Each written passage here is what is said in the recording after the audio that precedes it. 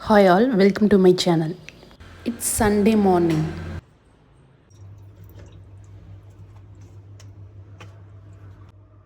யூஸ்வலாக நான் face cream, face wash இந்த மாதிரி எது வாங்கினாலும் ஒரு 1 or 2 days யூஸ் பண்ணுவேன். மேக்ஸிமம் 1 week யூஸ் பண்ணுவேன். அதுக்கப்புறம் நான் யூஸ் பண்ணாமல் அப்படியே தூக்கி போட்டுறது உண்டு. லைக்வைஸ் இந்த க்ளீன்சரும் நான் வந்து ஒரு 4 or 5 times யூஸ் பண்ணியிருப்பேன். அதுக்கப்புறம் நான் அந்த ரொட்டீனை ஃபாலோ பண்ணுறதே கிடையாது. சோப்பே யூஸ் பண்ணி ஃபேஸ் வாஷ் பண்ணிக்கிறது உண்டு.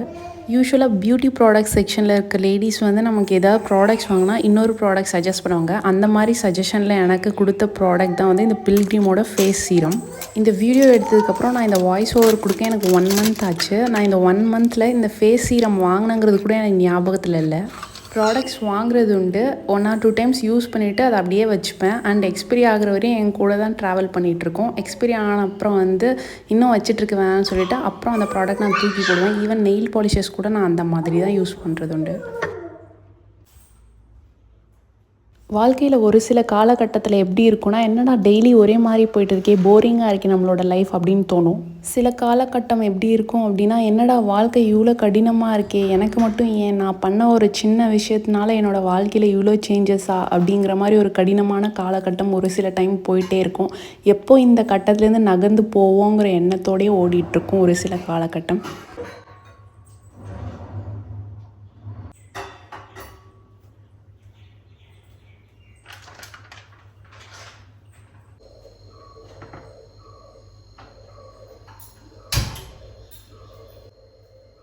ஆஃப்டர் செகண்ட் பேபி டெலிவரிக்கு அப்புறம் வந்து ஆஃபீஸ் நான் கண்டினியூ பண்ணேன் 6 monthsக்கு அப்புறம்.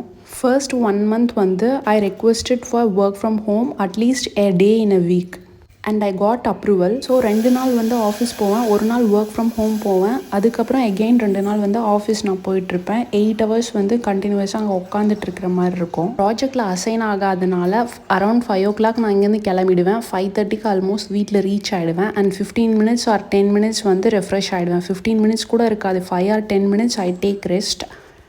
உடனே தம்பியை வந்து நான் வந்து டேக் கேர் பண்ணிக்க ஆரம்பிச்சிருவேன் ரெஸ்ட் இல்லாமல். அண்ட் தம்பி வந்து தூங்குறதுக்கு 10 o'clock or 10:30 ஆகிடும். ஸோ அது வரையும் நான் உட்காந்துட்டே இருக்கிற மாதிரி தான் இருக்கும். இந்த ரொட்டீன் வந்து ஆல்மோஸ்ட் எனக்கு வந்து 1.5 months நான் ஃபாலோ பண்ணிகிட்டே இருந்ததால் இப்போ வந்து 2 days ஆஃபீஸ் போயிட்டு 3rd day work from home பண்ணும்போது என்னால் அந்த ஒர்க் ஃப்ரம் ஹோமையே பண்ண முடியல. அந்தளவுக்கு I have got severe back pain. Mentally pressured அப்படின்னா லீவ் போட்டு 2 நாள் ரெஸ்ட் எடுக்கலாம், இல்லை அம்மா வீட்டுக்கு போயிட்டு ரிலாக்ஸ் ஆகிக்கலாம், அந்த மாதிரி ஏதாவது நம்ம பண்ணலாம். But physically when I am not okay, எனக்கு வந்து கண்டிப்பாக ரெஸ்ட் எடுத்து தான் ஆகணுங்கிற சிச்சுவேஷன் வரப்போ நான் வந்து ஜாப் குவிட் பண்ணலாம் அப்படிங்கிற மைண்டுக்கு வந்துட்டேன்.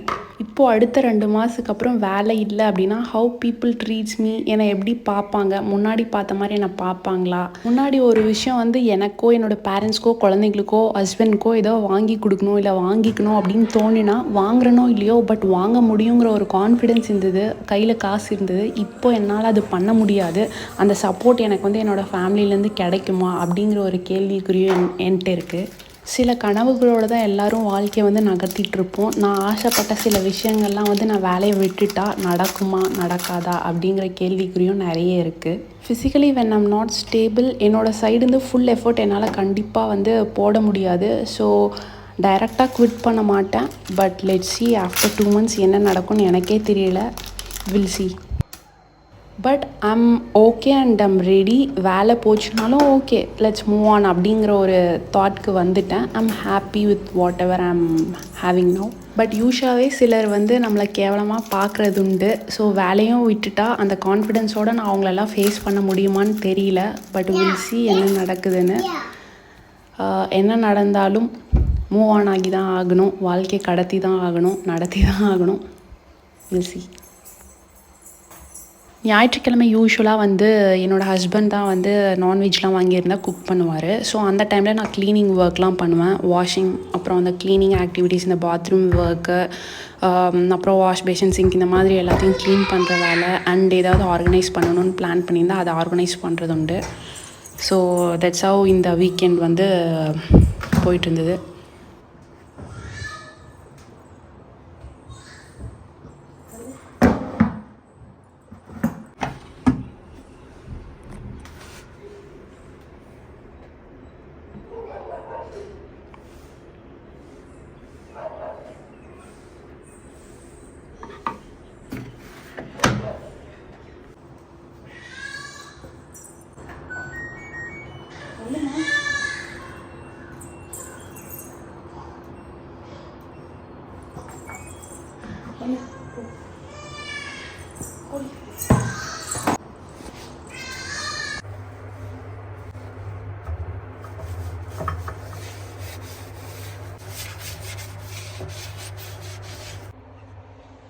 லீவில் இருந்த வரையும் விச் மீன்ஸ் நான் மெட்டர்னிட்டி லீவில் இருந்த வரையும் குழந்தைங்களுக்கு வந்து என்ன ஹெல்த்தியாக பண்ணலாம், என்ன ஃபுட் பண்ணி கொடுக்கலாம், அந்த ஹெல்த்தியாக என்ன பண்ணலாங்கிற ஒரு விஷயம் வந்து மைண்டில் ஓடிட்டே இருக்கும்.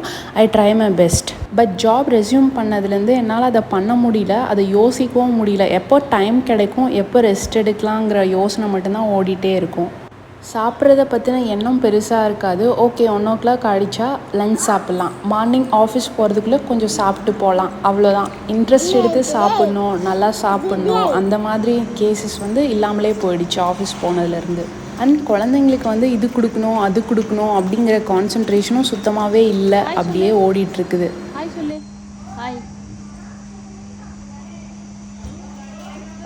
வேலைக்கு போகிறதால நிறைய ப்ளஸ்ஸும் இருக்குது, நிறைய ஃப்ளாஸும் இருக்குது. பேலன்ஸ்டாக லைஃப்பை கொண்டு போக முடியுதான்னு நான் ட்ரை பண்ணுவேன். அப்படி முடியலன்னா ஐ டு நாட் நோ எந்த சைடு வந்து நான் பெண்ட் பண்ண போகிறேன் அப்படிங்கிறது. Let's see.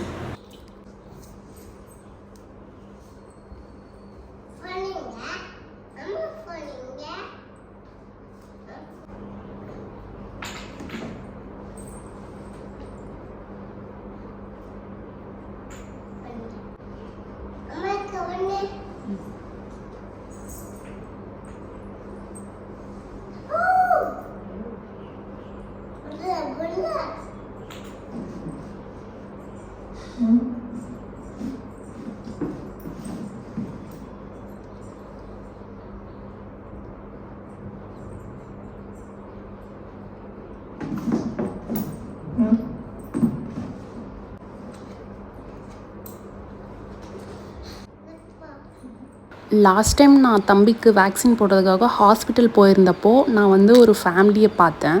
அவங்களில் husband and wife both members வந்து ஒர்க்கிங் தான். ஹஸ்பண்ட் ஒய்ஃபை பார்த்து ஷவுட் பண்ணார், உன்னால் தான் வந்து 5000 rupees இப்போ செலவாயிருக்கு, நீ வேலைக்கு போகாமல் இருந்திருந்தால் எனக்கு இந்த 5000 ரூபாவும் மிச்சம், என்னோடய குழந்தையும் ஆரோக்கியமாக இருந்திருக்கும் அப்படிங்கிற மாதிரி திட்டினார். இந்த இன்சிடெண்ட் கேட்குறப்போ உங்களுக்கு மைண்டில் என்ன தோணுது அப்படிங்கிறது கமெண்ட் பண்ணுங்கள்.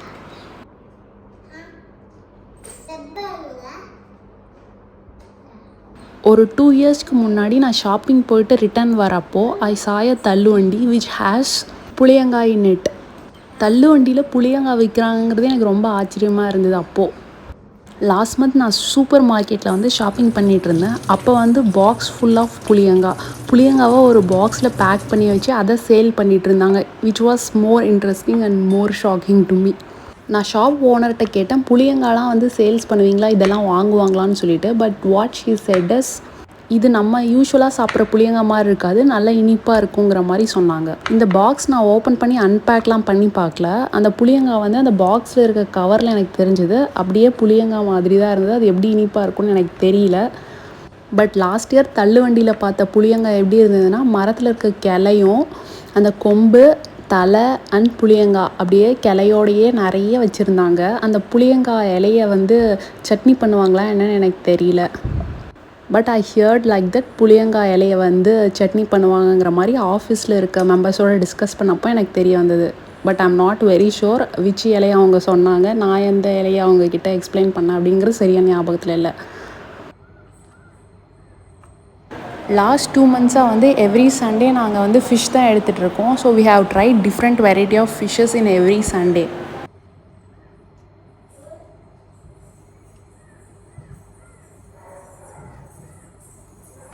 இப்போ இருக்க வீட்டிலேருந்து டிமார்ட் பக்கத்துலேயே இருக்குது. So Saturday or Sunday every week வந்து மஸ்ட் கோவாக இருக்குது டிமார்ட். இந்த வீக் நான் டிமார்ட்டில் ஷாப் பண்ண ஒரு சில க்யூட்டஸ்ட் ப்ராடக்ட்ஸ் காட்டுறேன். இது நான் வாங்கி இந்த plastic box set of 2 cost வந்து 39 rupees.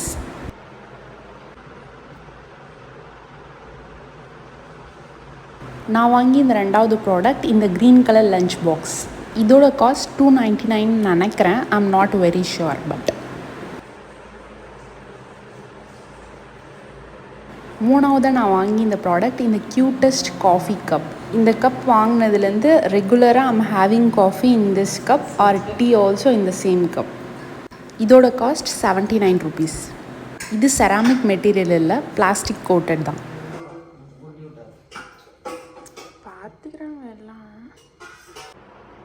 நான் வாங்கி இந்த ஃபோர்த் ப்ராடக்ட் இந்த வாட்டர் பாட்டில் அண்ட் இதோட காஸ்ட் 299 rupees.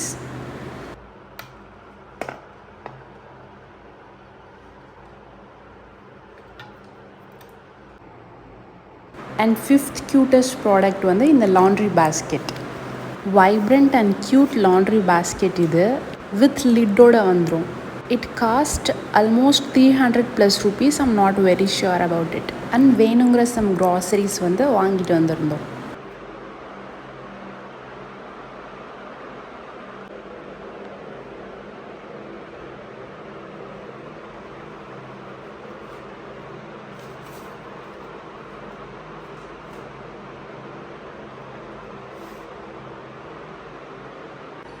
குழந்தைங்களாம் தூங்கினதுக்கப்புறம் கொஞ்சம் க்ளோத்ஸ் எல்லாம் ஆர்கனைஸ் பண்ண ஸ்டார்ட் பண்ணிட்டேன். This how this Sunday went. Thanks for வாட்சிங்.